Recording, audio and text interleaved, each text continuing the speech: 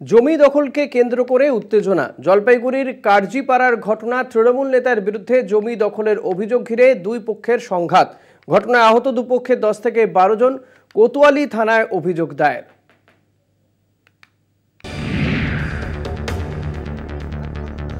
জমি দখলকে কেন্দ্র করে উত্তাল জলপাইগুড়ি সদর ব্লকের কার্জিপাড়া এলাকা। কাঠগড়ায় তৃণমূল নেতা কৃষ্ণ দাস। ঘটনায় দুপক্ষের আহত 10 থেকে 12 জন। 4 জনের অবস্থা আশঙ্কাজনক। দুপক্ষের তরফেই কোতোয়ালি থানায় অভিযোগ দায়ের। গন্ডগোলের সূত্রপাত 3 বিঘা জমি নিয়ে। জানা গিয়েছে কার্জিপাড়া এলাকায় অসেন রায়ের 3 বিঘা জমি রয়েছে। সেই জমির কাগজও রয়েছে তার কাছে। এদিকে সঞ্জয় আগরওয়াল নামে আর এক ব্যক্তির দাবি সেই 3 বিঘে জমি তাঁর। জমির দলিলও তার কাছে রয়েছে। তাহলে আসলে জমির মালিক কে, তা নিয়েই বিবাদ। আমার জমিতে কতগুলো জমি মাফিয়া একত্রিত হয়ে কৃষ্ণ দাসকে মুনাফা মোটা ধরনের অঙ্ক দেয়। ওই অঙ্ক পেয়ে কৃষ্ণ দাস ও দলবল গুন্ডা বাহিনী নিয়ে অতিরিক্ত হামলা করে। গন্ডগোল মেটাতে আদালতে না গিয়ে সঞ্জয় আগরওয়াল দ্বারস্থ হন তৃণমূল নেতা কৃষ্ণ দাসের কাছে। কৃষ্ণ দাস জেলা তৃণমূলের প্রাক্তন SC/ST OBC সেলের জেলা সভাপতি। তিনি বিষয়টি মিটিয়ে দেওয়ার আশ্বাস দেন। এরপর দেখা যায় কাউকে না জানিয়েই 2টি JCB মেশিন দিয়ে জমিতে মাটি কাটতে শুরু করেন তৃণমূলের নেতা। অভিযোগ, অসেন রায় ও তাঁর পরিবারের সদস্যরা তাকে বাধা দিলে কৃষ্ণ দাস ও তার লোকজন অসেন সহ তার পরিবারের সদস্যদের মারধর করে। আহত হন বেশ কয়েকজন। মারতেছে।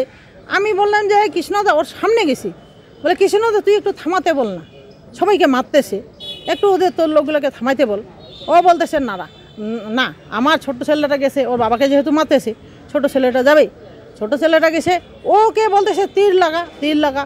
তখন ওখানে আমি একটা পাথর পাইলাম যে তীর যদি দিস তাহলে কিন্তু আমি পাথরটা দিয়ে দেবো। দুপক্ষের তরফেই থানায় লিখিত অভিযোগ দায়ের করা হয়। যদিও তৃণমূল নেতা কৃষ্ণ দাসের দাবি তিনি সমস্যা মিটিয়ে দেওয়ার জন্য এলাকায় গিয়েছিলেন। দুপক্ষের মধ্যে যখন মারামারি শুরু হয় তাদের আটকান তিনি। মনে হচ্ছে যে রাজনীতি কোনো ইন্ধন আছে এর মধ্যে।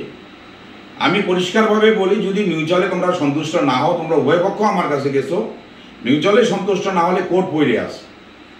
কিন্তু আমি যতটুকু দেখলাম যে জমিটা বাউন্ডারির মধ্যে, মানে সঞ্জয় বাবুর বাউন্ডারির মধ্যে জমিটা আছে, এবং সেই বাউন্ডারি আমি আশেপাশে লোকদের কাছে শুনি, পঞ্চায়েতের কাছে শুনি, অনেক পুরনো, 30 বছর হয়ে যাচ্ছে। জেলার পুলিশ সুপার জানান আইন অনুযায়ী ব্যবস্থা নেওয়া হবে। কেস হবে, যেভাবে আইনগত অ্যাকশন হবে। এই ঘটনায় ব্যাপক উত্তেজনা ছড়ায় এলাকায়। অন্যদিকে অসেন কুমার রায় ও তাদের পরিবারের সদস্যদের দাবি তারাও তৃণমূল করেন। জলপাইগুড়ি থেকে ছোটনদের রিপোর্ট, কলকাতা টিভি।